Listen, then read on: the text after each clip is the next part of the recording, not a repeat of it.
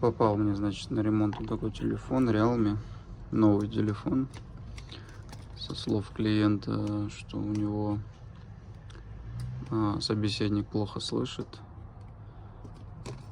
Телефон не вскрывался, совсем новый еще. Буквально ему там недели нету.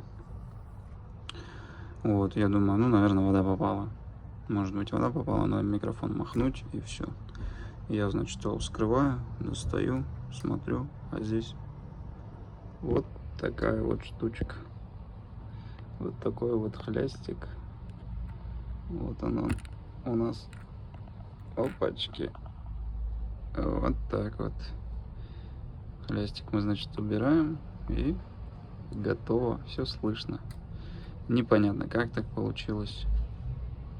Неужели на заводе так произошло, что поставили новые детали, хлястик не сняли? Вопрос.